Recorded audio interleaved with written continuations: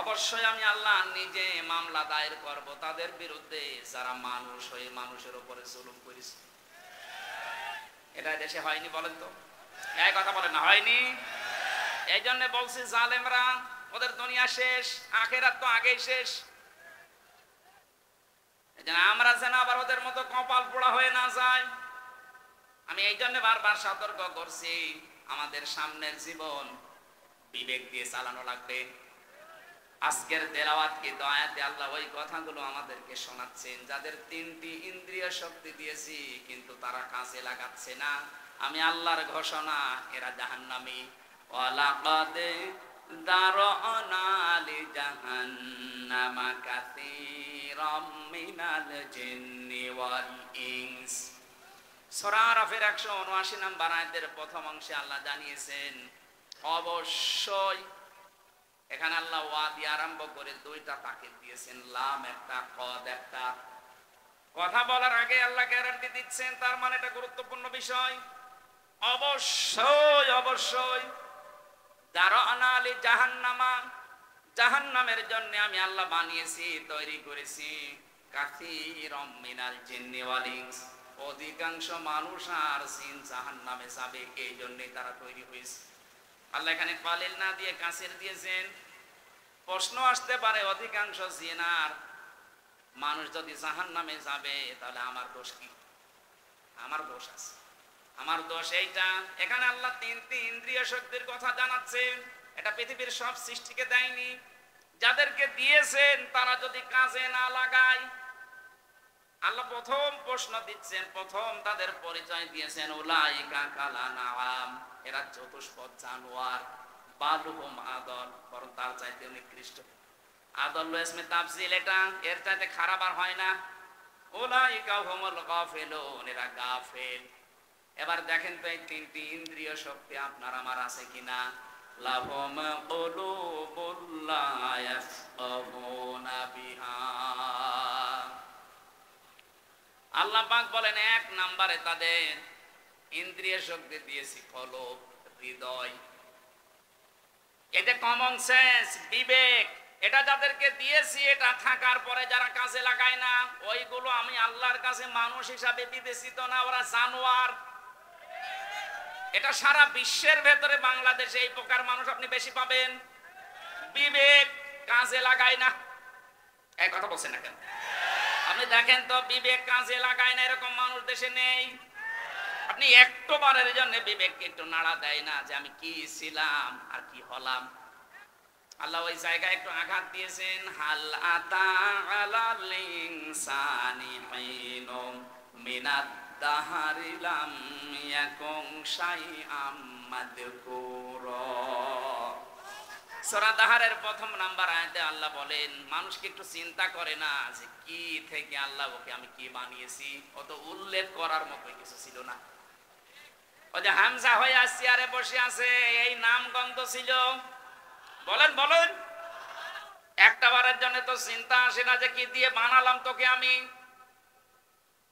তোর বাবা মার দায়িত্ব ছিল শুধু বিছানায় থাকা, বাকি যা করার কেউ করে না, এটা আমি আল্লাহ করেছি। কোরআনে কারিমে সূরা মুলকের ভেতরে আল্লাহ আমাদেরকে একটু নাড়া দিয়েছেন, আম্মান আম্মান হাদাল্লাযী হুয়া জুনদুল্লাকুম ইয়ানসুরুকুম মিন দুনির রহমান ইনিল কাফিরুনা ইল্লা ফি গুরুর। আল্লাহ পাক বলেন তার নিজের নামটা এখানে দিয়েছেন রহমান। এ রহমান যদি তোমাদেরকে বঞ্চিত করে দেয়, তোমাদের কোন সৈন্যবাহিনী আছে যে তোমাদেরকে বাঁচাতে পারে, সাহায্য করতে পারে? উনি যে বিভিন্ন সাহায্য তোমাকে করছেন। এই আয়াতের তাফসিরে আমি পড়েছি প্রতিটি মানুষকে আল্লাহ সুস্থভাবে চলার জন্য লক্ষ লক্ষ ফেরেশতা তার পেছনে লাগিয়ে রেখেছেন। এটা আমি কথা বলতে পারি, এক একটা কথা তৈরি হওয়ার জন্য 27টা ধাক্কা লাগে কণ্ঠে। বিজ্ঞান প্রমাণ করেছে মানুষে কথা বলে। আল্লামাহুল বায়ান, মানুষকে আল্লাহ বায়ান শিখিয়েছেন। এই কথা বলতে হলে 27টা স্তরে ধাক্কা লাগে, এরপর একটা কথা তৈরি হয়। আর কোরআনের তাফসিরে পেয়েছি এক একটি স্তরে এক একজন ফেরেশতা আল্লাহ বসিয়ে রেখেছে। এ ওর কাছে, ও ওর কাছে, ও ওর কাছে এভাবে দিতে থাকে। 27 নাম্বার ধাক্কায় দিয়ে একবার একটা কথা বের হয়। কোন বাবা এই কথাটা তৈরি করে দিচ্ছে আপনারে? বোবা যারা, তাদেরকে আপনি বোম মারলেও কথা বলতে পারবে? বলেন কি নেই তার? তার মতো কণ্ঠ আছে, কিন্তু কথা বের হচ্ছে না। ফেরেশতারা ওই দায়িত্ব পালন করে না। আল্লাহ বলেন আমি ফেরেশতাদেরকে লাগিয়ে রেখেছি। এই যে কানে শোনো, এখানে প্রায় 24টা ধাক্কা লাগছে। 24টা ধাক্কা লাগার পরে পর্দায় কথাটা যে ধাক্কা লাগে, ওখানে একটা তরঙ্গ সৃষ্টি হয়। কম্পিউটার আপনি সেট করতেন, আমি আপনার মানব দেহ একটা একটা করে দেখাতে পারতাম, আপনি সেজদা দিতে বাধ্য হবেন।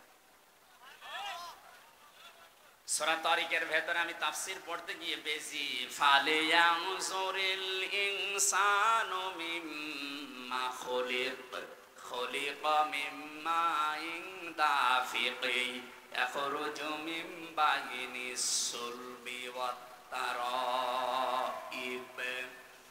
আল্লাহ পাক বলেন দুনিয়ার মানুষেরা মনে করেন হামজাকেই বলছে, ও হামজা একটু নজর করে দেখো না কি জিনিস দিয়ে তোমারে বানালাম। বাবার স্ফলিঙ্গ দিয়ে দ্রুত গতিতে বের হয়ে যাওয়া না পাক পানিটা যখন মায়ের রেহেম পর্যন্ত যায়, আমি আল্লাহ 40 দিন এভাবে পাল্টাতে থাকি। 6 মাস পর্যন্ত পাল্টাতে পাল্টাতে একটা আলাদা রূপ আমি নিজে দান করি। এর রূপ দেওয়ার জন্য 13টা জিনিস লাগে। কয়টা? বলেন বলেন। 13টার ভেতরে মার বাবা 8টা। মায়ের কাছ থেকে চুল, রগ, হাড় আর পর্দা পায় সন্তান। বাবার ওই না পাক পানি দিয়ে রক্ত, গোশত, চর্বি আর চামড়া বানায়। 4 4 8টা হলে মানুষ তৈরি হবে না। আল্লাহ পাক বলেন আমি যে রব নাম নিয়েছি এই কারণে আরো 5টা জিনিস দান করি। ওয়াজআলা লাকুমুস সামআ ওয়াল আবসারা ওয়াল আফইদা ইলা আখির আয়াত। সূরা নাহলের 78 নম্বর আয়াতের মাঝের অংশে আছে। 14 নম্বর পারার 14 নম্বর পৃষ্ঠা 14 নম্বর লাইনে আছে। আল্লাহ পাক বলেন শ্রবণ শক্তি, দর্শন শক্তি, বাক শক্তি, আখের শক্তি আর জ্ঞান শক্তি, এই 5টা আমি নিজে দান করি। একটাও যদি কম দিতাম, তুমি হামজা আসতে, যদি আমি দর্শন শক্তি না দিতাম তাহলে কানা হয়ে আসতে। এই কথা বলছে না? অনেক কানা দুনিয়ায় আসে না? আল্লাহ তারে 12টা দিয়েছে, ওই একটা দেয়নি। কোন মানুষকে যদি এই যে বাক শক্তি না দিতাম, মানুষ আসতো কিন্তু কথা বলতে পারতো না, বোবা। আমার তো মাঝে মাঝে এই সৃষ্টিগুলো নিয়ে চিন্তা হয়, আল্লাহ দয়া করে যদি আমাকে একটাও কম দিতে, পূর্ণাঙ্গ হামজা কেউ বলতো না, বলতো কানা হামজা, শুধু আমারে একা বলতো। এই কথা বলছেন না? আপনি এটা যদি না পেতেন, আপনাকেও বলতো যে বোবা, এ কালা।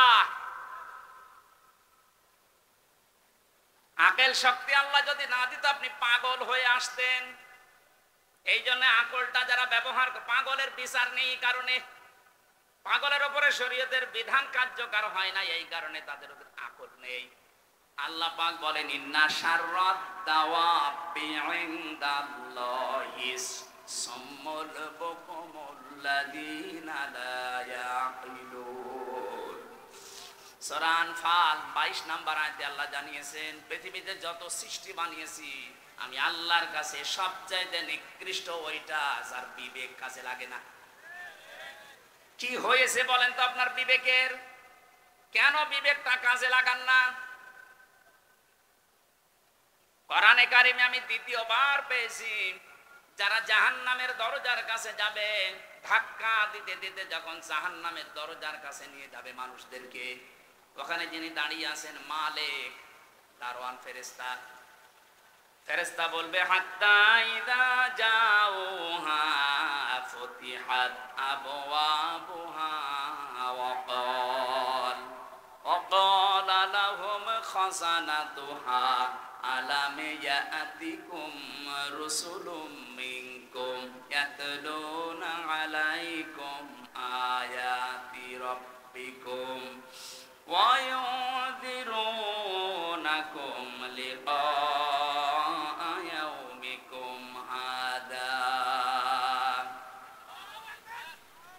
সূরা জুমারের ৭০-৭১ নম্বর আয়াতের মাঝের অংশে আছে আল্লাহ পাক বলেন জাহান্নামে যাওয়ার সঙ্গে সঙ্গে জাহান্নামের দরজাগুলো খোলা হবে। এখান থেকে একটা শিক্ষা পাওয়া যায়। আমি জেলখানার সাথে আয়াতটা মিলিয়েছিলাম। পৃথিবীতে যত কারাগার আছে সব কারাগারকে আল্লাহ জাহান্নামের সাথে তুলনা দিয়েছেন। আর দুনিয়া সিজনুল মুমিনি ওয়া জান্নাতুল কাফির। দুনিয়ার ময়দানটা হচ্ছে মুমিনদের জন্য জেলখানা। কে বলছে? কারাগার জেলখানা, এটা নবীজি জানিয়েছেন। আমি এই শব্দ মিলালাম এইভাবে যে কারাগারের দরজা সব সময় 24 ঘন্টা বন্ধ থাকে। যেই দিন এটা ওপেন করা হয়েছে ওই দিন থেকে যতদিনে কারাগার স্থায়িত্ব যতদিন থাকবে কোনদিন কারাগারের মেন ফটক খোলা থাকবে না। 24 ঘন্টা বন্ধ থাকে। কেউ গেলে খুলে দেয়, তাড়াতাড়ি ঢুকে আবার তালা মেরে দেয়। আল্লাহ বলেন জাহান্নামে যাদেরকে নিয়ে আসা হবে এদেরকে জাহান্নামের গেটে আসার সঙ্গে সঙ্গে গেট খুলে ভেতরে ঢোকাতে দেরি, তালা দিতে দেরি হবে না। ভেতরে ঢোকানোর পরে জাহান্নামের মানুষেরা যখন হাওমাও করবে, চিৎকার করবে, কান্নাকাটি করবে, তখন ফেরেশতা বলবে আলাম ইয়াতিকুম রুসুলুম মিনকুম, তোমাদের কাছে কি কোনো রাসূল যায়নি, বার্তা বাহক যায়নি? তারা যদি বলে হ্যাঁ আমাদের কাছে মুহাম্মদুর রাসূলুল্লাহ আসেনি, ফেরেশতারা সঙ্গে সঙ্গে বলবে মুহাম্মদুর রাসূলুল্লাহ যায়নি কিন্তু তার ওয়ারিসরা যায়নি। এই যে আলেম এখন যাদের দেখতে পান এরা নবীর ওয়ারিস। কথা বলে না কেন? আল উলামা ওয়ারাসাতুল আম্বিয়া, নবীরা ঘোষণা দিয়েছেন, বিশ্ব নবী বলেন আলেম যারা এরা নবীদের উত্তরাধিকারী ওয়ারিস। তারা টাকা পয়সা রেখে যায়নি কিন্তু তারা এলেম রেখে গিয়েছে। যারা এলেম পাবে এবং এলেম অনুযায়ী আমল করবে, কাজ করবে, এই মানুষগুলো নবীর উত্তরাধিকারী ওয়ারিস, নাইবে রাসূল। এই যে রসুলুন বহু বচন দিয়েছেন এই কারণে হয়তো মুহাম্মদ রাসূলুল্লাহ কিয়ামত পর্যন্ত থাকবে না কিন্তু তার উত্তরাধিকারী নায়েব থাকবে না, এখন নেই। আরো জোরে বলে। তাহলে আয়াতটা মনে করেন আমির হামজা সুলাইমান এদের জন্য। ফেরেশতা বলবে কি তোমাদের কাছে হামজা সুলাইমান যায়নি? ওরা স্বীকার করবে হ্যাঁ গিয়েছিল। তারা কি আল্লাহর এই আয়াতগুলো সম্পর্কে তোমাদের সতর্ক করেনি যে এরকম জাহান্নাম আছে, এরকম শাস্তির একটা জায়গা আছে, এখানে আসলে এরকম ভাবে শাস্তি দেওয়া হয়? যতগুলো জাহান্নামের শাস্তির ধরন আমি পড়েছি সবচাইতে আশ্চর্যজনক এবং কঠিন আমার কাছে মনে হয় লাজাটা। সূরা মারিজের ভেতরে আল্লাহ আমাদেরকে একটু ইঙ্গিত দিয়েছেন, ওয়ালা ইয়াসআলু হামিমুন হামিমা ইউবাসসিরুনহুম ইয়াওয়াদ্দুল মুজরিমু লাউ ইয়াফতাদি মিন আযাবি ইয়াউমিযিন বিবানি। সেদিন কোনো বন্ধু বন্ধুকে উপকার করতে পারবে না। মানুষ এমন কঠিন অবস্থায় পড়ে যাবে সে নিজের আপন সন্তানকে পর্যন্ত বলবে আল্লাহ এটা মুক্তিপণ হিসাবে দিয়ে দিলাম, তুমি আমাকে একটু রক্ষা করো। সাহিবাতিহি ওয়া আখি, তার স্ত্রীকে, তার সাথীকে, তার ভাইকে সে দিতে রাজি হয়ে যাবে।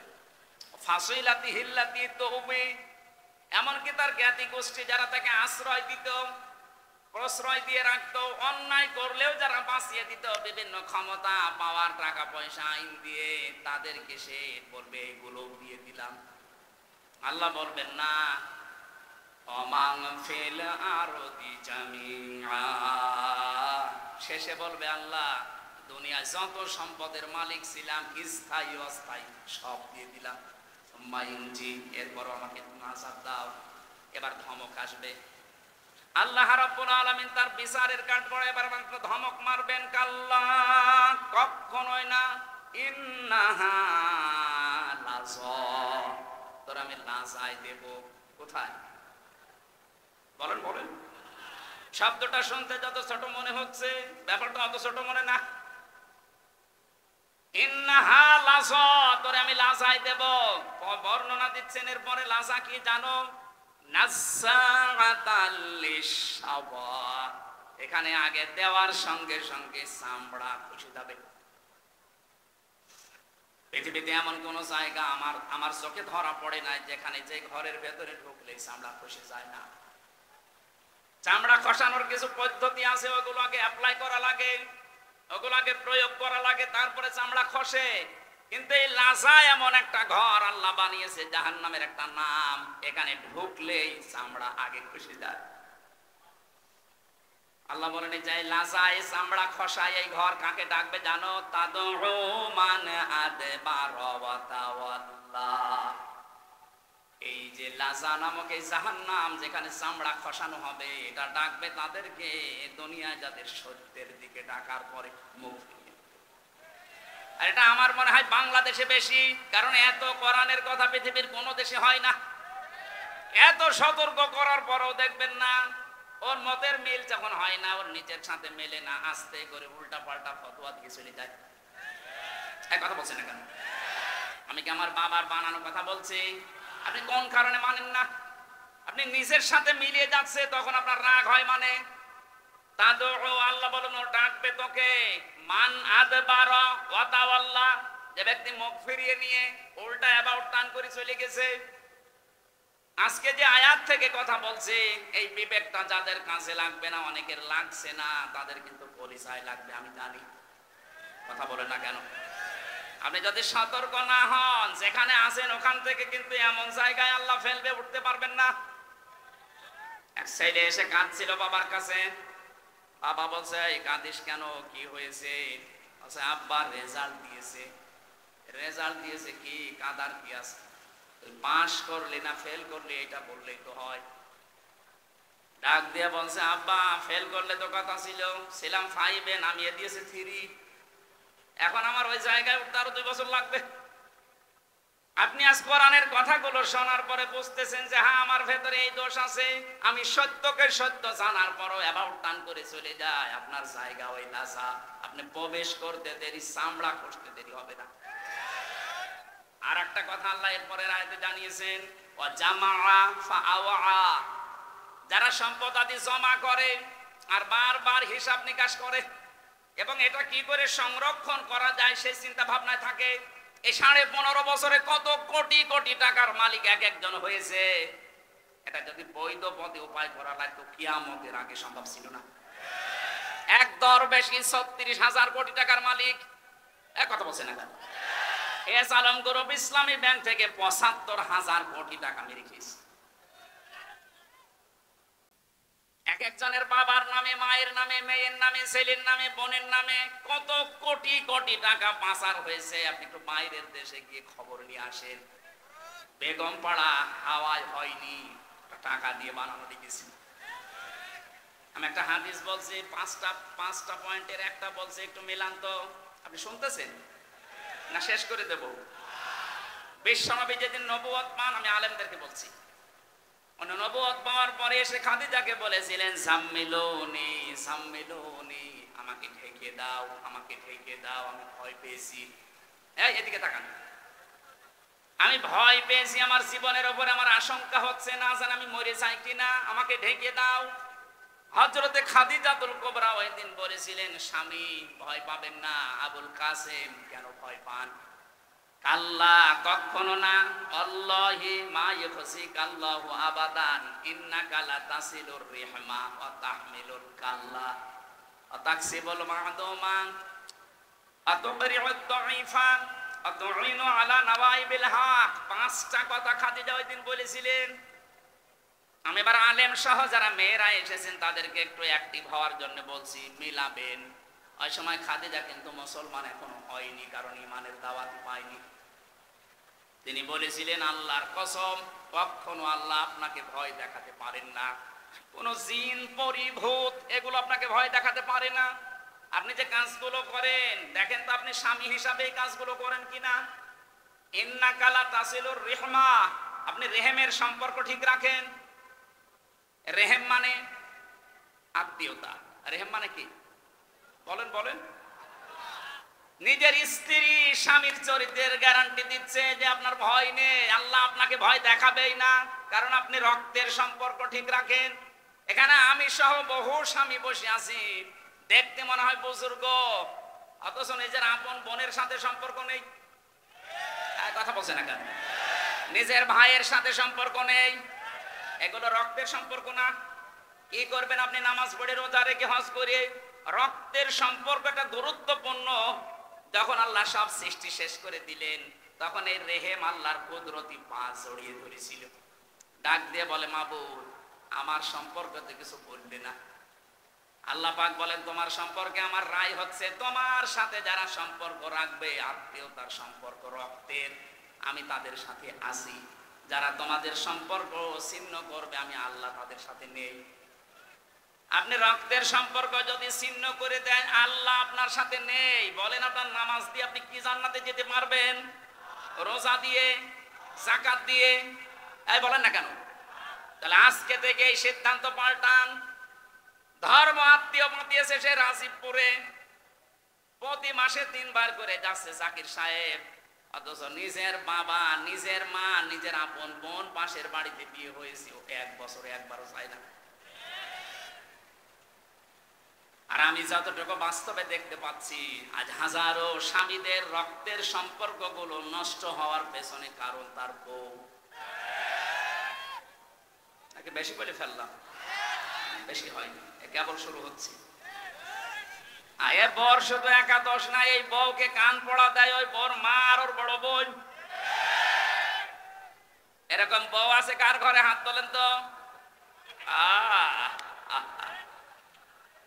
যাকে এলাকায় ওয়াজ ঠিক আছে, সম্মানিত মা মরে না, আমি হাসির খোরাকি দেইনি।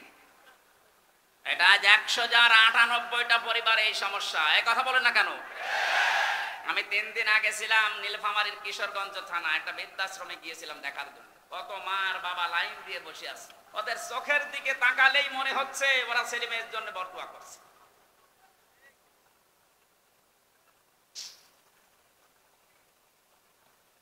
এই ছেলেটার জন্য 25 থেকে 30 বছর ওর মা বাবা শ্রম দিল, আর বিয়ে করার পরে বউটা এমন 2 দিন পরে পরে বলে আলাদা হয়ে যাও, এই বুড়ি বুড়ার সাথে আমি আর থাকবো না। এই কথাটা শুধু ওই মেয়ের কথা না, ওই মেয়েকে দিয়ে বলাতে বাধ্য করে ওই মেয়ের মা আর ওই বাড়ি থেকে ওর বড় বোনটা। যাদের বড় বোন আছে ওদের বিয়ে করবেন না, তাই বলে সমস্যা হইল।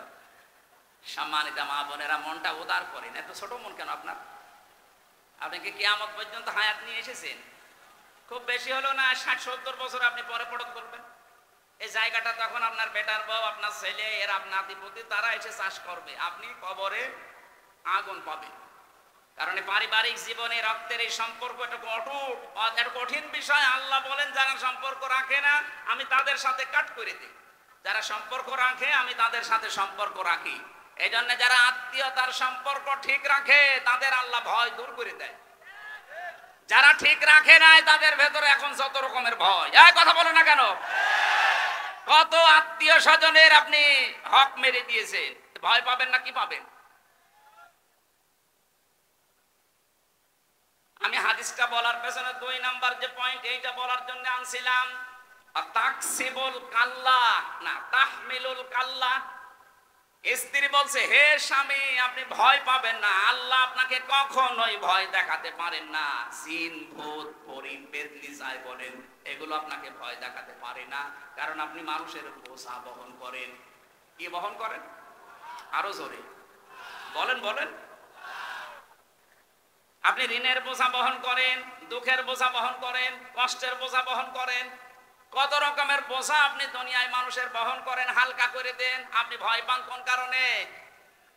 অথচ যিনি পালিয়ে গেছেন, আমি নাম ধরেই বলছি, কত রকমের বোঝা এই দেশের ওপর উনি চাপিয়ে দিল। বলেন আপনি, এই যে 2780 জন মানুষ এখন হাসপাতালে কাতরাচ্ছে, এগুলো সব তার পরিবারের জন্য, দেশের জন্য বোঝা। কারণ কারো হাত নেই, পা নেই, চোখ নেই, অন্ডকোষ নেই। এই কথা বলছে না কেন? এই ছেলেটা, এই মেয়েটা যারা অসুস্থ হয়ে এখন হাসপাতালে পড়ে আছে, এগুলো তার পরিবারের জন্য বোঝা না, এই সমাজের জন্য বোঝা না, দেশের জন্য বোঝা না। এগুলো দিয়ে গেল যিনি, উনি যদি আগে থেকে এভাবে পালিয়ে চলে যেত তাহলে এগুলো হাসপাতালে যেত না। নবীজি বোঝা হালকা করেন আর এরা বোঝা দিয়ে যায়। অর্থনীতিকে এমন জায়গায় নিয়ে তলানিতে ঠেকিয়েছে, দেশে এখন এত ঋণ, কেউ যদি জন্ম নেয় এখন সে 1 লাখ টাকা তার মাথার উপরে দিন।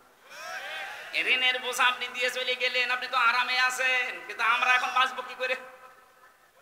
নবীজি বলেন আমার উম্মত যারা তারা বোঝা আরো বহন করবে, মানুষের বোঝা দূর করে দেবে, হালকা করবে।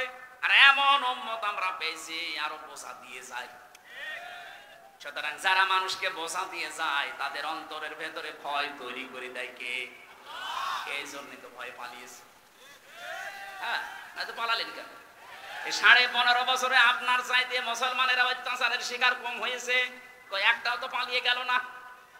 জেল, জরিমানা, এমনকি আয়না ঘরে কেউ 8 বছর 10 বছর পর্যন্ত থাকছে, তারপরও পালায়নি। এই কথা বলে না কেন? আর আপনি কি হয়ে গেল যে পালিয়ে চলে গেলেন? তার মানে আপনার অন্তরের ভেতরে ভয় আমার আল্লাহ তৈরি করে দিয়েছে। যারা মানুষের বোঝা বাড়িয়ে দেয়, বোঝা বহন করে না, আরো চাপিয়ে দেয়, তাদের অন্তরে ভারী ভয়। ভয় কে দেয়? আমরা যারা এগুলো না চাপাই, আমরা হালকা করার চেষ্টা করি। একটা কর্মসংস্থান তৈরি করে 5টা মানুষকে কর্মের সন্ধান করে দেয়, ওর উপর পরিবারের বোঝাটা হালকা হবে। আমি যে কথাটা তুলেছিলাম রসুলুন শব্দ দিয়ে, ফেরেশতারা ডাক দিয়ে বলবে কত মানুষ গিয়েছিল তোমাদের কাছে, নবী রাসূলদের উত্তরাধিকারী, এই কথাগুলো বলে নাই। জাহান্নামের এই যে সম্পদ যারা জমা করে আর স্থায়ী করা যায় কি করে, সেই চিন্তা ভাবনা নিয়ে চলে। কি করবেন আপনি? আপনি যদি এখনই মারা যান, আপনি যে সম্পদ রেখে গেলেন, আল্লাহর কসম এইগুলো আপনাকে কবরে শাস্তি দেওয়ার জন্য যথেষ্ট। কোরআনে কারিমে বারবার আল্লাহ আমাদেরকে আমাদের বিবেকের কাছে নাড়া দিচ্ছেন, আমাল হায়াতুদ দুনিয়া ইল্লা মাতাউল গুরুর। পৃথিবীর মানুষ খুব ভালো করে কান খাড়া করো, দুনিয়ার জীবন কিন্তু ধোঁকা। কে বলছেন? এটা সিন্ডিকেট করে যারা মালের দাম বাড়িয়ে দিচ্ছেন, মানুষের কষ্টের কারণ হয়ে দাঁড়াচ্ছেন। সিন্ডিকেট করার মাধ্যমে যত সম্পদ আপনি উপার্জন করছেন, টাকা পয়সার মালিক হচ্ছেন, আপনার এই অবৈধ টাকা ভোগ করার জন্য আপনার মেয়ে, আপনার ছেলে, আপনার স্ত্রী 2 পায়ে খাড়া। এর দ্বারা যে গোনা হবে, যে পাপ হবে, একটা গোনা আপনার বউ বহন করবে? জিজ্ঞাসা করেন তো। না, জীব বড় করবে। এই জন্য আমরা এখনই সতর্ক হয়ে যাই। যার জন্য যা করে যাচ্ছি, আল্লাহর কসম এখানে আমরা যত মানুষই আছি না কেন, আমার মনে হয় খুব বেশি হলেও 70, 80, 100 বছর এরপরে এখানে কেউ থাকবেন না, সব নতুন মানুষ এখানে আসবে। আর এখানে যত মানুষ আমরা আছি সবাই মাটির নিচে থাকবো। কি করে যাচ্ছি? একটা বিশাল জীবন পড়ে আছে, ওই জীবনটা নিয়ে বিবেকে একটু নাড়া দেয় না আপনার? ফেরেশতারা ওই কথাটা তখন স্মরণ করাবে এমন জায়গায় যে শুধরাবেন সে সময়ও পাবেন না। তখন একবারে বলা লাগবে ক্বালু বালা। আমাদের কাছে আমির হামজা এসেছিল, সুলাইমান এসেছিল, হোসাইন এসেছিল, সতর্ক বাণী উচ্চারণ করেছে, এই কথাগুলো আমাদেরকে জানিয়েছিল। আল্লাহর সাথে সাক্ষাৎ হবে। ক্বালু বালা ক্বাদ জাআনা নাযীর ফাকাযযাবনা ওয়া কুলনা মা নাযালাল্লাহু মিন শাই ইলা আখিরি আয়াত। তারা যখন কথা বলতো কোরআনে কারিমের আয়াত দিয়ে, আমরা সামনে পেছনে বসে বসে মনে করতাম না এ বেটা মিথ্যা কথা বলে, এইরকম কথা আল্লাহ দেয়নি। এরকম ধারণা অনেকের মনে আসে না?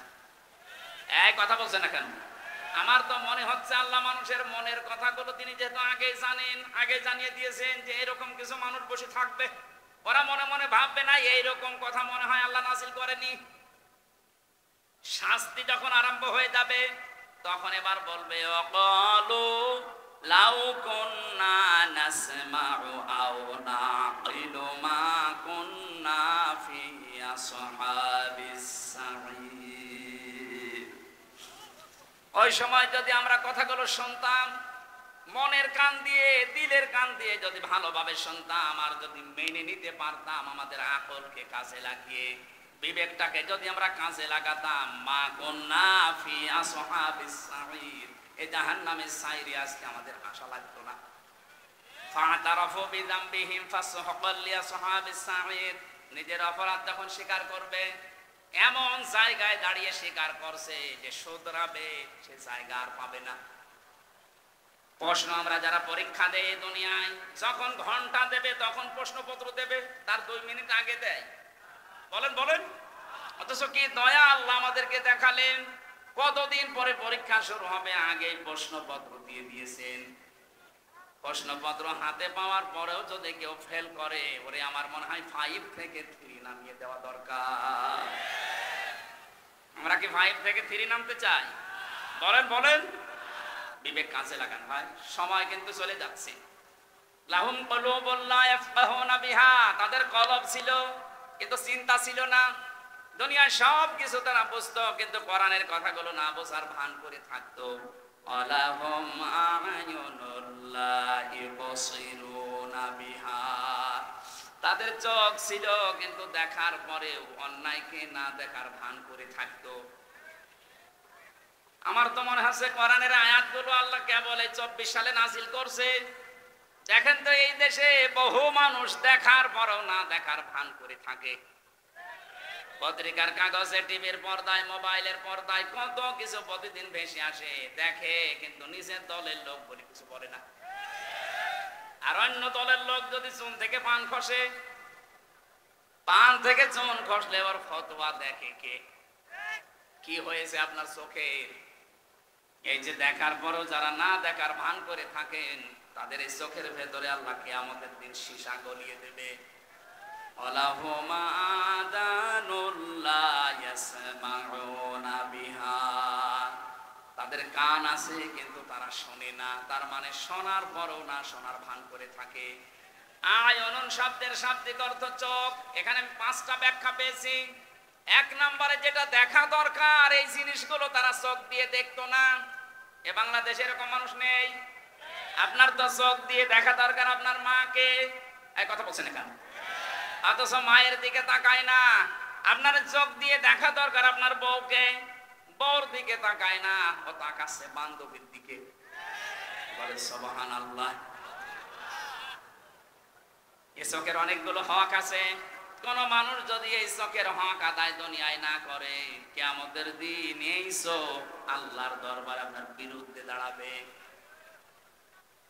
এই চোখে যেটা বাস্তবে দেখা যায় যাচ্ছে, টিভির পর্দায়, মোবাইলের পর্দায়, কম্পিউটারের পর্দায় হয়তো দেখা যায় যাচ্ছে, কিন্তু যেটা এখন দেখা যায় নেই চোখের সামনে, ওটা মোবাইলের পর্দায় দেখা যায় নেই।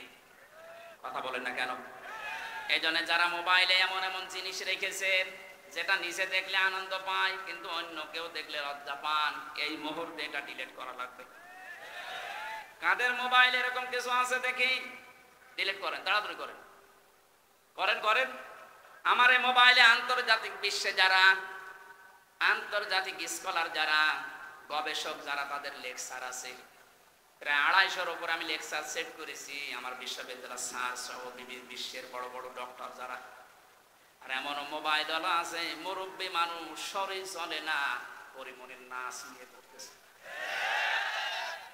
এরকম মানুষ দেশে নেই। ওটা ডিলিট করেন, আগে করেন, ডিলিট করেন, ডিলিট করে বাড়ি যাবেন। যেটা নিজে দেখলে আনন্দ পান, অন্য কেউ দেখলে আপনার কষ্ট হয়, আপনার লজ্জা লাগে, এটাই হারাম। কথা বলে না কেন? এই যে চোখের খেয়ানত হয়ে যাচ্ছে। আলাহুম আযানুল লা ইয়াসমাউনা বিহা, তাদের কান ছিল কিন্তু যেটা শোনার দরকার ওটা শুনতো না। এমন এমন জিনিস শুনেছে যেটা শোনা তার এই কানের জন্য জায়েজ ছিল না। আমরা আশা করছি আপনি কান দিয়ে এমন কিছু শুনবেন যেটা শুনলে কিয়ামতে আপনার পুঁজি তৈরি হবে।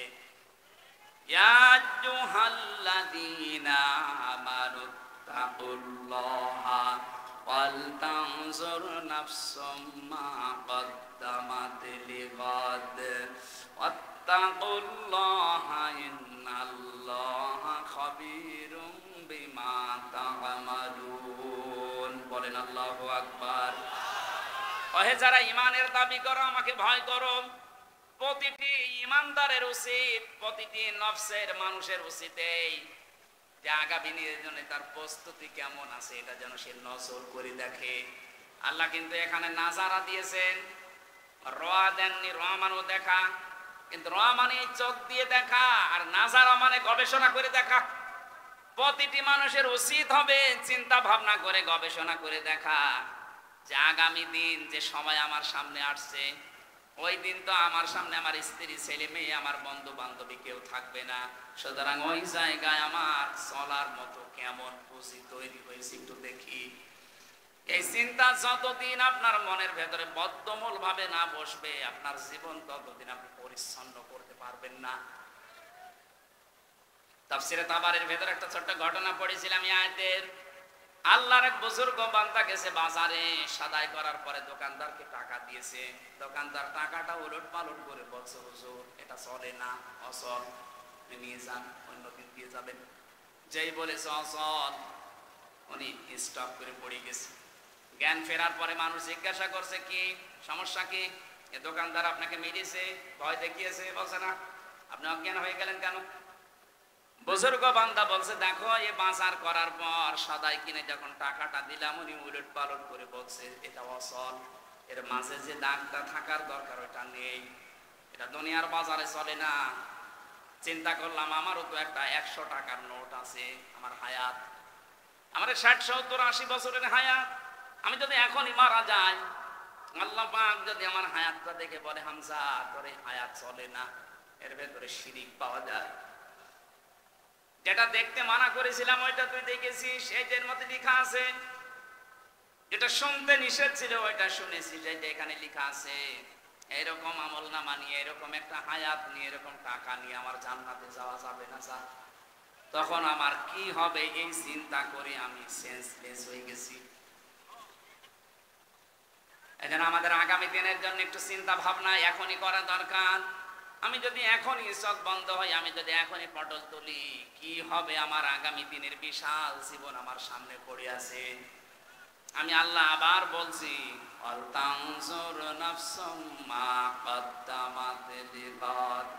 প্রতিটি মানুষের এটা কিন্তু উচিত যে আগামী দিনের জন্য তার প্রস্তুতি কতটুকু। আত্তাকুল্লাহ, আমি আবার স্মরণ করাচ্ছি, বান্দারা সতর্ক হও, সতর্ক হও, বিবেকটা কাজে লাগাও। ইন্নাল্লাহা খাবীরুম বিমা তা'মালুন, অবশ্যই আমি আল্লাহ সব খবর কিন্তু রাখি যে তোমার কি কাজ কারবার চলছে।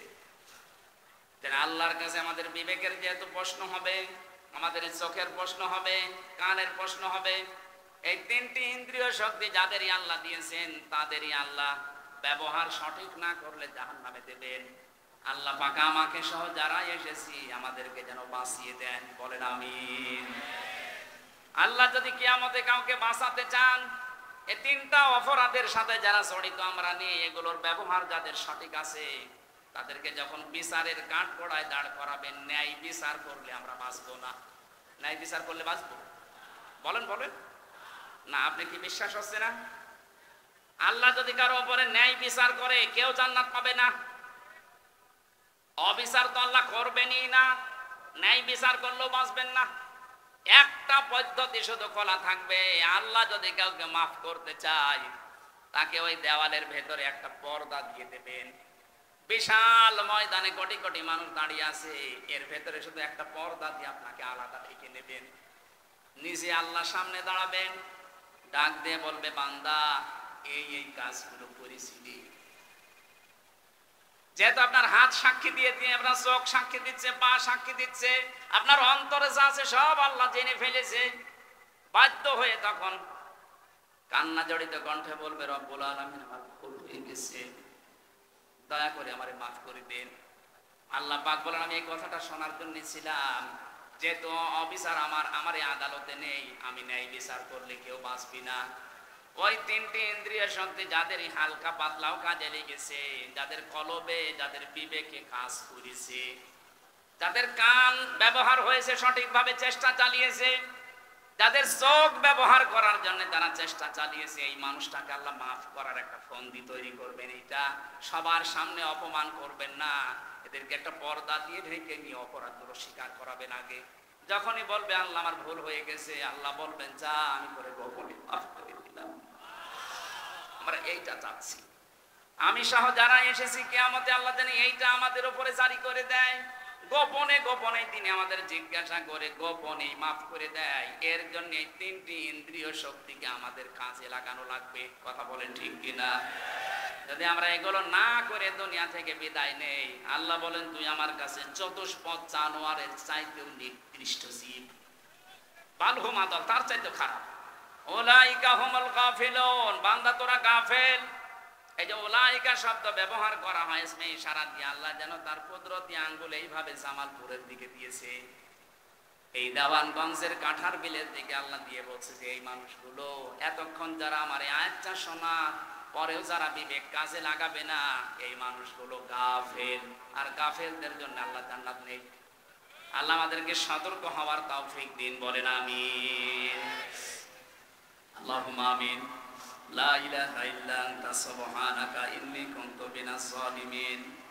রাব্বানা যালামনা আনফুসানা ওয়া ইল্লাম তাগফির লানা ওয়া তারহামনা লানাকুনান্না মিনাল খাসিরিন। সারাটা জীবন অপরাধ করে জীবনটা নষ্ট করে ফেলেছি। হাত উঠায় কথা বলবো ভয় করে, লজ্জা করে। রব্বুল আলামিন, অপরাধের দিকে তাকিও না, তাহলে তোমার মাফ করতে ইচ্ছে করবে না। আল্লাহ তাআলা আমাদের গুনার দিকে, অপরাধের দিকে না তাকিয়ে তোমার রহমতের দিকে তাকাও। জিন্দেগীর গুনাহগুলো আজকের এই ময়দানে মাফ করে দাও। সওয়াবগুলো যদি কিছু দিয়ে থাকো আমাদের নবীজির রওজায় পৌঁছিয়ে দাও। যত মানুষ আমরা কোরআন শুনতে এসেছি, এই তিনটি ইন্দ্রিয় শক্তি যাদেরই আছে যথাযথ কাজে লাগানোর তৌফিক দাও। সম্মানিত মা বোনদেরকে তুমি খাদিজার মতো বানিয়ে দাও। আল্লাহ তাআলা কোরআনের মহব্বতে যে মানুষগুলো আমাকে দূর দূরান্ত থেকে জড়িয়ে ধরে, আমার সুলাইমান ভাই, ময়দুল ভাই, জাকির ভাই সহ যত মানুষ কোরআনের জন্য এগিয়ে আসে, তোমার রহমত তাদের দিকে এগিয়ে দাও। আজকের মাহফিলের সভাপতি দোয়া চেয়েছে, অসুস্থ, আল্লাহ শেফায়ে কামিলা আজেলা